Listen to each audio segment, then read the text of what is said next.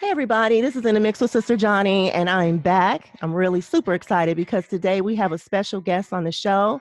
I have retired officer Hugh Wade. He's actually here from St. Petersburg, Florida. He's actually going to provide some perspective from a police officer's point of view about how the police are actually dealing with this coronavirus, how they're policing society. We're also going to go over some other trending topics as well. So I'm super excited that he's here. I'd like to welcome Officer Wade. Welcome to the show, sir. Good morning, and thank you for having me. Oh, you're welcome. So let me go ahead and give everyone a little background on Officer Wade. He sent me such a wonderful bio. I'm really excited. So I want to go ahead and read some of his background. He's actually a retired officer of 22 years of service. In that 22 years, he served 12 years as a field training officer. He also was a public house officer for 4 years and also a community resource officer. Within that 22 years, he was also a department recruiting officer for 2 years, and he was also a traffic homicide investigator for 1 year. So he is really versed. I feel like he's an expert content when we're talking about law enforcement. So I'm really super excited to have him on the show. Is there anything that I missed, sir?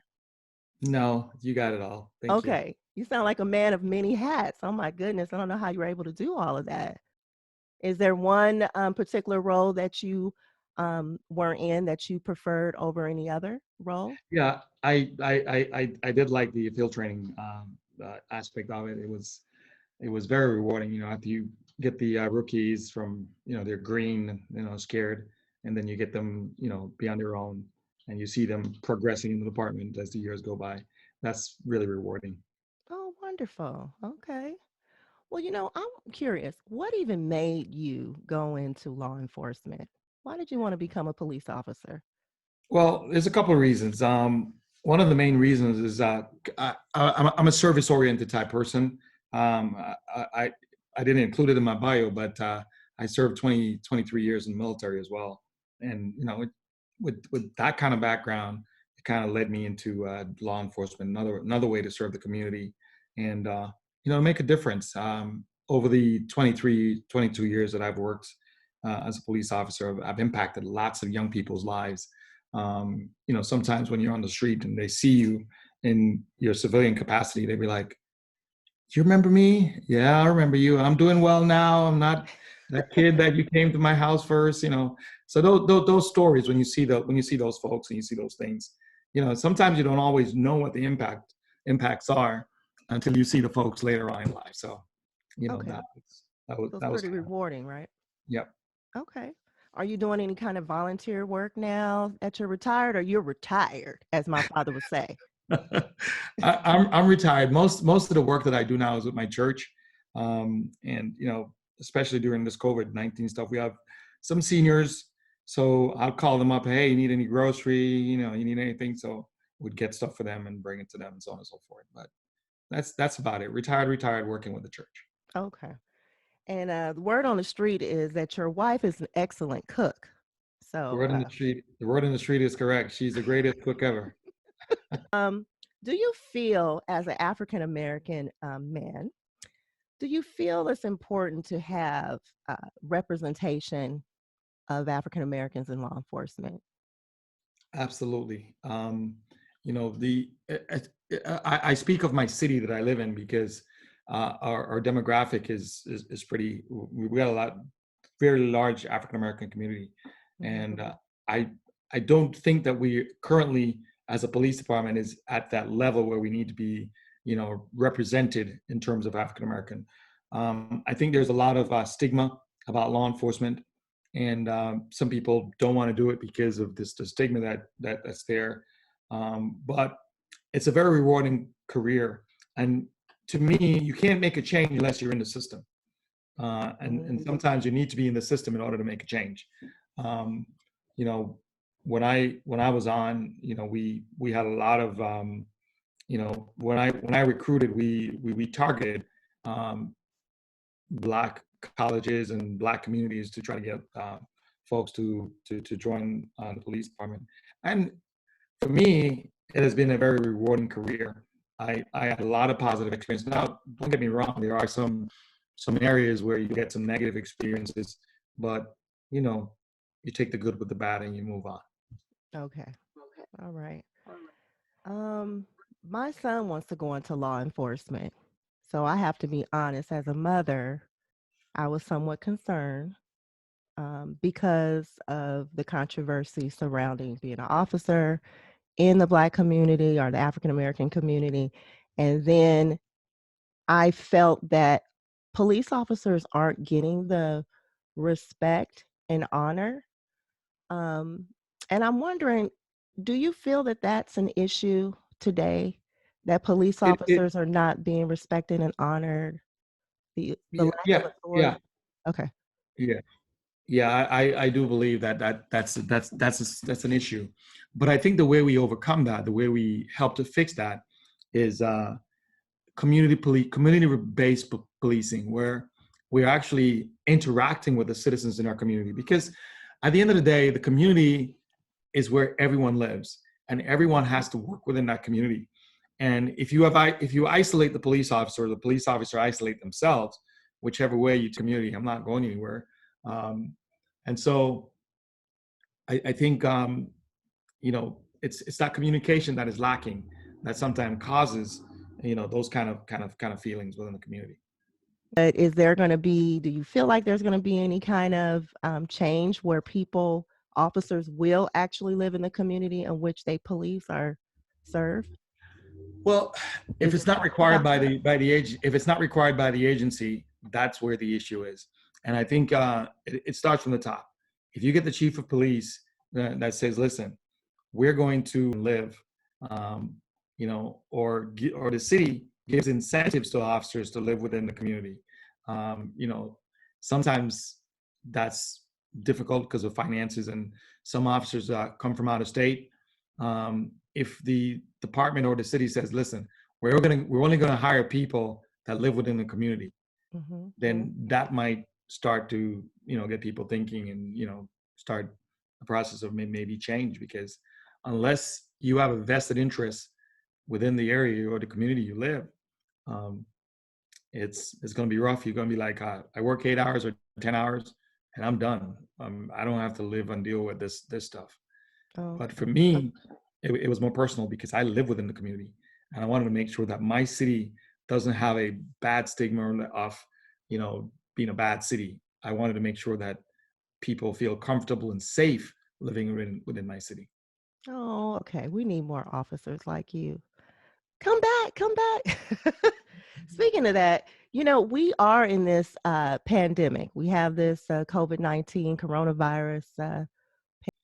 What is it like now for officers that are they have to police and serve their communities, but they have to do it with this constant fear of contracting the coronavirus? How do you think the police officers are handling this today? And is it effectively, like, I don't even know what is the protocol for them to even interact with people during this time.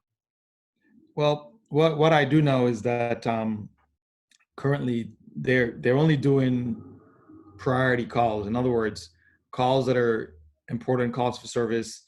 Um, they the self-initiated stuff, like for instance, traffic stop, Hmm. unless it's something really really blatant, they're discouraging officers to do those self-initiated stuff. So if they get dispatched to a call, they're expected to do that. Obviously, one of the things that the department has done is that they have stressed to the officers, make sure you keep your hands clean, wearing gloves, Hmm. where needed, keep your mask on when you're interacting with the community, and so on and so forth. So the department has put a lot of things into place for the officers to do, but again, you still have to interact with people. If people commit crime and you have to arrest them, you still have to do that, but you still are taking the necessary precautions. And I know a lot of the officers, they're concerned over the Hmm. virus. I do believe there's a few officers that actually contracted it. I am not Oh, wow. 100% sure of the how they contracted it, but a few of them probably have done. I know at least one dispatcher was hospitalized for a few, but he's well and back to work. So yeah, it's a tough time for everyone, but like I tell everybody, and God is in control. Regardless of what's goes on around us, you know, God is in control. All right. So thank you for that. Um, that just also leads me into there's been some chatter on the street that because of this coronavirus, police officers are far and few in between. Have you heard or noticed an increase in crime because of I don't want to say absence, but for the lack of a better word, I'll just say there's not a huge presence that you can just see. But they're out there, everybody. Don't get nothing in your mind. The police are out there, but there's not a huge presence right now. Actually, crime has actually dropped Oh, statistically, and the police is still out there, as you rightly said. They're out there. They're doing their jobs. They're not doing a lot of the self-initiated stuff that they normally would do, but they're still patrolling the streets, and they're still there. Because every time I go on my bike ride, I see police officers driving around, and sometimes I'm walking and I see them around. So they drive by my street. So they're okay. still there. They're still doing their job. Okay. All Mhm. right. All right. So now I want to get into kind of like a controversial topic. Um, there was a shooting, a killing actually, of Ahmaud Arbery in Georgia. Are you familiar with the case? Yes. Okay. I just wanted to know, what are your thoughts about this whole case? What are your thoughts? Do you have any thoughts Yeah. about it? Yeah. Yeah, I do. It should have never happened.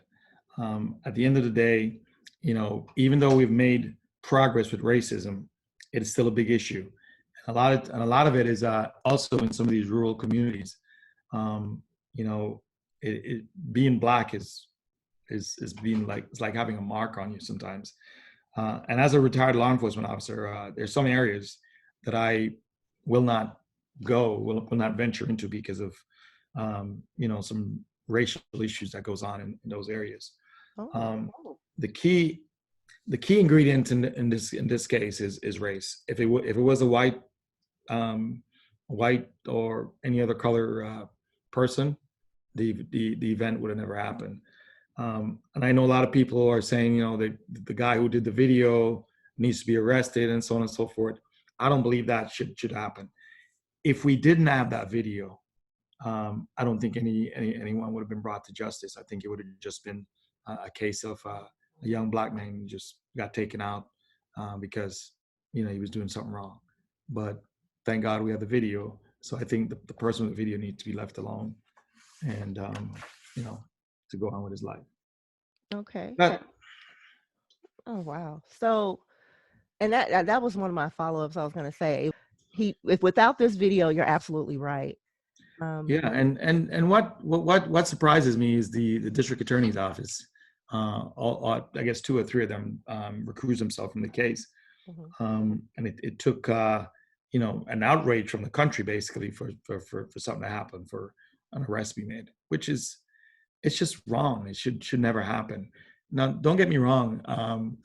Probably 99% of the officers are out there doing their jobs, and you know the law enforcement community, including district attorney and so on and so forth, are doing their job. But then there are some small pockets from time to time that don't do the right thing and give the law enforcement community, and when I say law enforcement, no, basically no, I'm just saying certain communities, Certain, and I use the word certain community because when I used to live in Georgia a long time ago when I was in the military, mhm. and there was a city or an area that was highly racial, highly racial. And when I was in Georgia, I would go nowhere near that area Mhm. because I knew that coming in. I've heard stories from other people who've they were driving through and they broke down and they kind of uh, got basically told, because you're black, get out. it, it, and I think that in this day and age, that is still going on. Right. That was what was shocking to me. So, you know, to avoid trouble, I don't want to be mistaken for a criminal. I just don't go in that area at all. And that's unfortunate. That's It really is. unfortunate because, like you said, in this day and age, you would think I'm in California, and Right. we're kind of like becoming this melting pot here. I think we're gonna have it, even if it's undercover, we're still gonna have it, you know. And it all goes back to the fact that sin is very prevalent in our world, and as long as there's sin, you're gonna have things like these. I mean, it's gonna happen, unfortunately. Okay. My question is, since so many people are quarantined, people are still people, and there's people that's still committing crimes, but they're committing crimes online in different ways using technology. So this is kind of like a question I just wanted to ask you. How is law enforcement evolving into this new technological world, and how are they able to police all that? Is there changes coming? Well, you know, honestly, we we've been dealing with cyber crimes for a long time, Hmm. and it all depends on, you know, where the crime occurred. You know, sometimes it might go up to beyond the local jurisdiction, might go up to the FBI, Secret Service type deal. But we've been dealing with cyber crime for a while. You know, Okay. not something that's new. People might just be finding more innovative way now to commit crime in the internet, and that's why it's so important for folks to understand you got to have good security uh, when you're on a computer. You know, just don't make the password 1 2 3 4 5. Make sure you put passwords in there that's very difficult for people to hack. You know, Mhm. and if somebody is calling you on the phone, you don't know who they are, don't answer the phone. I don't answer calls that I don't know, because you Mhm. get those robocalls all the time. If they leave a message, I'll call them back. If they don't, I block them. Okay. And there's a lot of parents, there may be some parents watching, a lot of their kids now, they're homeschooling, they're online, they're just online for social media and all these different things, constantly on the computer and online. Is there any kind of tips that you can give to parents to safeguard their children while they're online? Yeah, there's plenty of software that you can install on computers to prevent the children from going to certain website that you don't want them to go to. And the other thing is, if you're home with the children, monitor them, see what they're doing.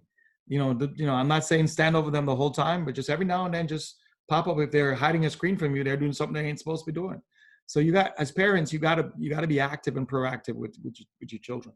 Make sure you explain to them the dangers of the internet, because I mean, whereas the internet is great, you can get a lot of things done, there's a lot of dangers as well.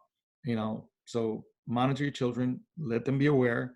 And you can also put software in your computer to track to see what site they're going to.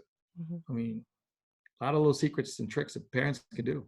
What about their cell phones? Because kids, they can't live without the cell phone. So their point of contact or entrance is through their cell phone. So is there anything they can do to reach out to their cell phone companies to help safeguard? Well, Um, again, you can put software on their phones as well. You can any device that your children use, you can put software to monitor where they're doing, what they're doing, and where they're going. Um, you know, mhm. some people might say it's a privacy thing, but no, you're your kids. You got to watch out for them. You know, Right. Okay. but yeah, you can. There's definitely software out there where you can use, and again, communication between you and the children. That's the key. Talk to them. Let them know the dangers. Okay. Thank you for that. And so the other question, I wrote this question down. I want to make sure that I hit this question. Now, in the African American community, there's the talk. And those of you that are listening, you know what I'm talking about before I say it. But those that don't, I'm just going to say it so you'll understand. So there's the talk. And the talk is when we talk to our kids and we tell them what they should do if they encounter police officers. That this includes the instruction to listen, not appear threatening in any way to officers, show both hands, and follow all commands slowly. Do you think this is a fair assessment for African Americans to just have this talk with their children? There's a lot of friends that I have that are of different races, and they don't understand why I have to do that. Is that necessary even today? I'd say it's necessary, and the reason why I say that is because you know there is that stigma that's still out there. That and sometimes um, even the best intentioned officers sometimes they they they can go into a situation and they sort of have a I don't know, stereotype behavior.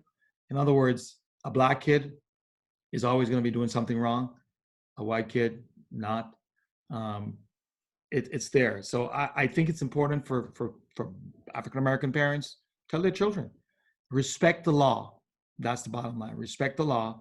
If a law enforcement officer gives you a lawful command, obey it. At the end of the day, it is better to put your hands up, put your hands behind your back, whatever they tell you to do, and comply rather than to fight. Because at the end of the day, if they're going to arrest you, they're going to arrest you. Nothing you can do to stop that. The thing is, do you want to be just put in handcuffs and go to jail and get bailed, or do you want to be in a body bag or get beat down? So now, I say this to say, um, it doesn't always happen. Okay. However, you've got to be very careful, and you got to let your kids know it's a possibility. Being respectful. I share one of my experiences. We were conducting a traffic operation one day, and as we were doing the traffic operation, I pulled over a car for speeding. And as I'm walking up to the car, the lady stuck her head out the window and she said, "Well, good morning, officer," with the loudest, most happiest face ever. Believe me, I was getting ready to give that lady a ticket. But when she gave me that greetings, "Good morning, officer," I mean, such, positivity. I simply could just say to her, "Listen, lady, you've been speeding. Have a nice day." I couldn't even write her a ticket. So niceness does help. So be polite, be respectful. You know, don't call the officer's name because, as we said earlier, officers are human too, and they have a family to go home to. And basically, at the end of the day, that's all they want to do. They want to do their job for 10, 12 hours and then go home. Okay. Now, I'm going to follow up a little bit just to see. Okay, so there's been accounts where people have done that. They've, complied with law enforcement. When I say people, I said African Americans, specifically Mhm. males. They have complied. They have put their hands up, completely unthreatening, and they still got shot.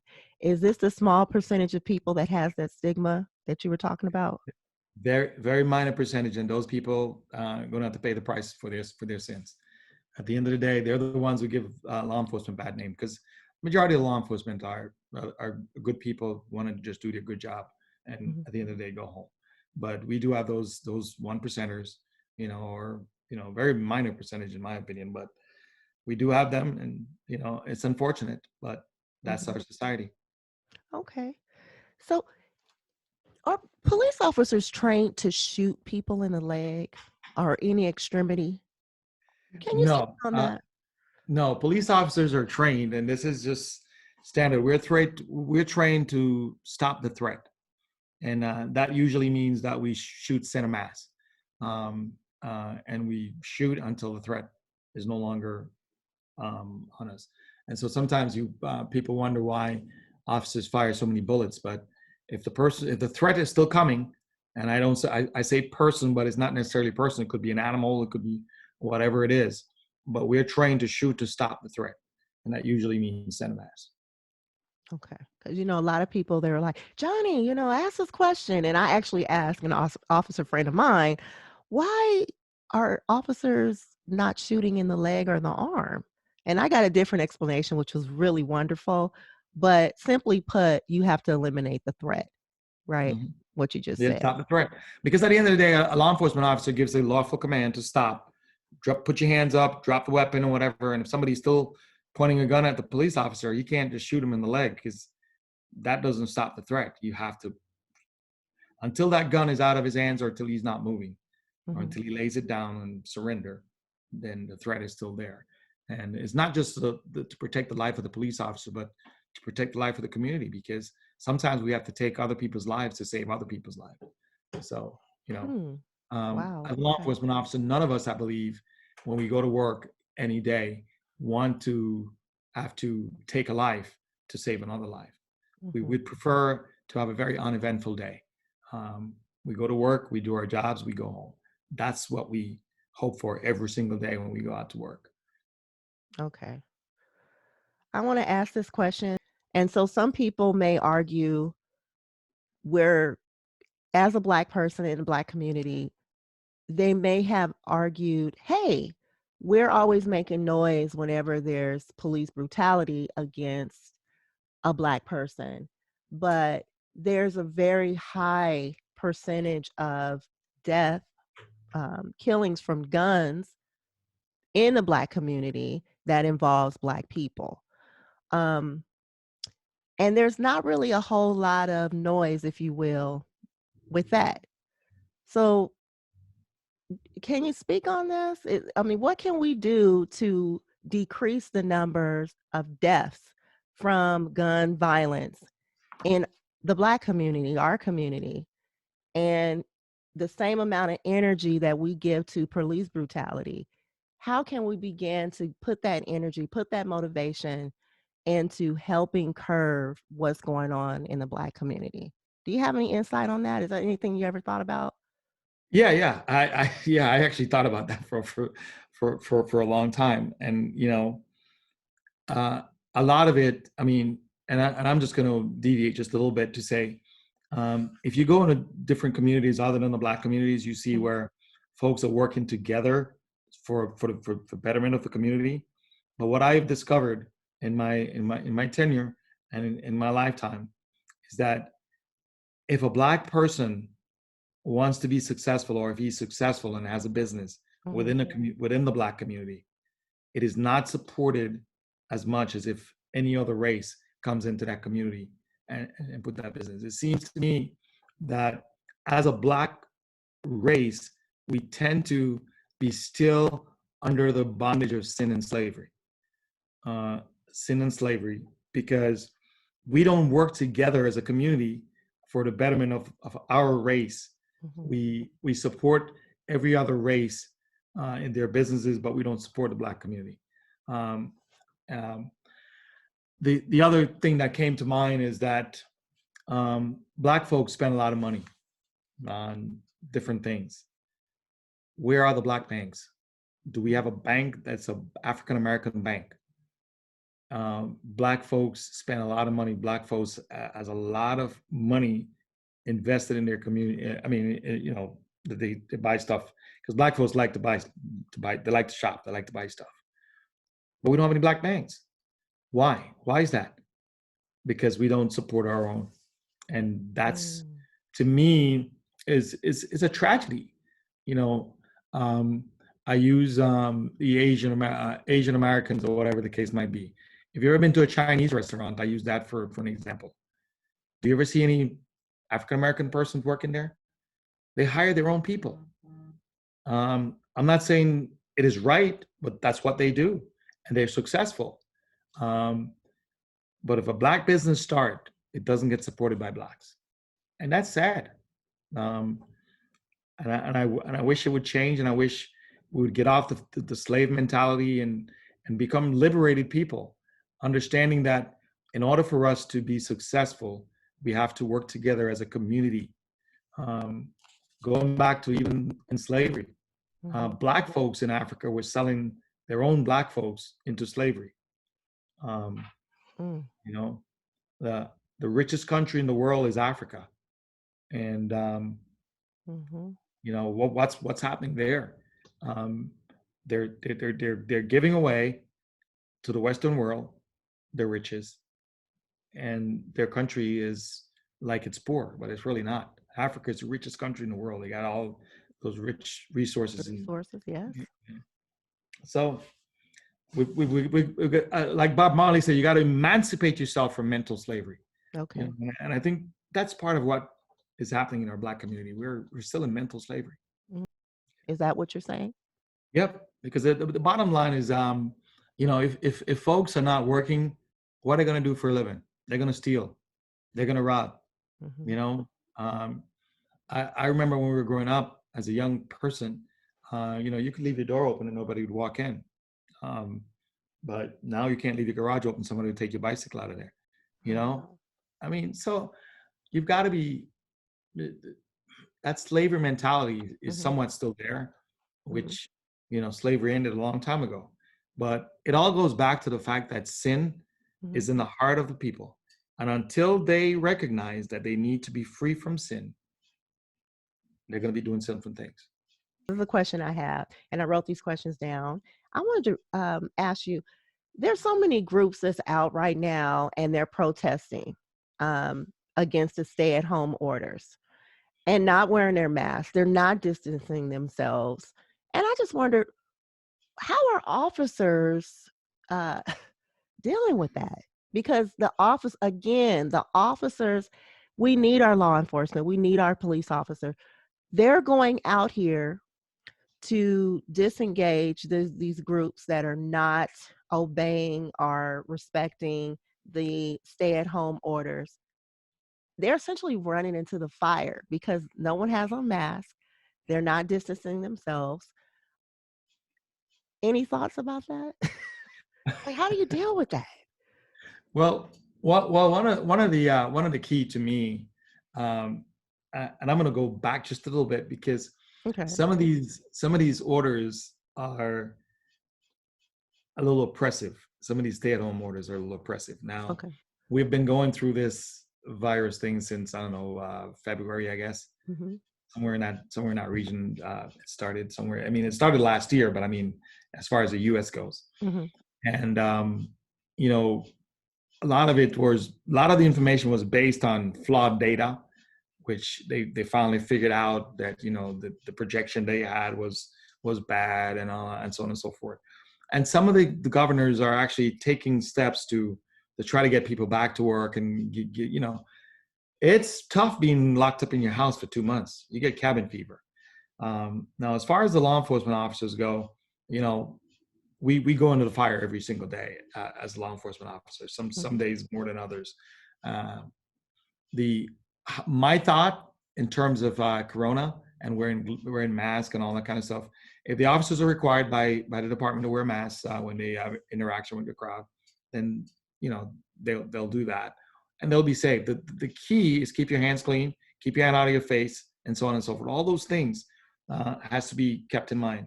And every time you have an interaction, when you touch something other than keep clean your hand, use sanitizers. And I know the officers have plenty of sanitizers. They issue them to them Mm-hmm. for their daily shift. So it's people want to go back to work, and law enforcement officers, I'm sure they empathize with some of the folks that are at the point of I'm poor, I don't have food, I need to go to work so I can live. Mm-hmm. So I'm sure, especially within our city. I know some of the cities they're arresting people, they're giving people summons and all that kind of stuff. But I think for our officers here, they basically tell the crowd, listen, you know, this is not. I'm not here to arrest anybody. I'm just letting you guys know you need to, you know, practice social distancing. Break up the crowd a little bit, and Mm-hmm. you know, I think they'll move on because Okay. our community is not so hostile as some others. Oh. And California is one of those little too more oppressive state. California, Michigan comes to mind. Those two. New Jersey, where you're telling the guy who has the gym you can't open the gym. Mm-hmm. People need to get out and exercise. People need to do something other than stay in the house. Mm-hmm. We're closing the beach. Beach need to be open so people can go Mm-hmm. enjoy some leisure and get their mind off this stuff. Mm-hmm. People have been fearful for a very long time, and they just need to get out and see a light at the end of the tunnel, I guess. Be Okay. the For their issue. mind, if nothing else, right? Exactly. Okay, so this is my last question.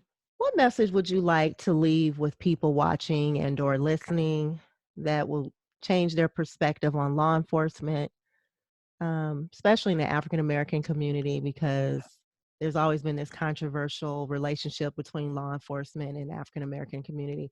Is there anything you would like to leave? What message would you like to leave with them? The message I'd leave is that if you live in a community, take the time to know the officers who work within your community. Take the time to meet them. Take the time to introduce yourself, because if they know you and you know them, there's less likely that there'll be adverse interaction between the two. And I think that's one of the things that I'm saying this not just for the community, but also for the officers. Officers need to take time to know the people in their community. one of the things that I try to do when I worked is if I'm driving down the street and somebody's out, I will stop my cruiser and I will greet them. I'll introduce myself, tell them who I am, and try to get to know them a little bit. I try to even remember their name. That the next time I drive down, I can say, "Hey, Bob," or "Hey, John," so they know that they know me. They know this is Officer Wade, and there's interaction. Because at the end of the day, if you know someone, the likelihood that there's going to be conflict between you is much smaller. The Okay. problem is that, when you, as a community, you see the police officer, rather than saying hello to the police officer, you'd be like, you call them names. You don't know these people. Get to know them. When you get to know officers, you'll realize that, you can have some very positive interaction.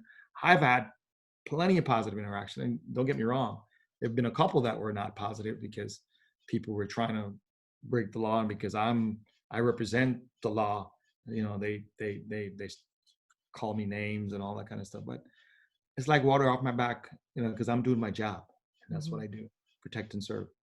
Okay. Water off my back. When you said that, everybody, did you hear that accent? That sounded like a Jamaican accent or Islander. It is. Yeah, man. Where? Where from? St. Mary. Oh, okay. Wow. Okay. Well, I definitely enjoyed this time with you. Thank you so much for taking the time out of your day and just sitting down and just talking with us today. All Thank right. you so much.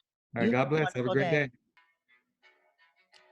All right, that concludes our show. Another shout out to Officer Wade. Thank you so much for stopping by. I want everyone that's out there, if you haven't subscribed, go ahead and subscribe, share, like, and tell a friend. I really appreciate you. Don't forget, God loves you and God just wants to use you. This is In the Mixx.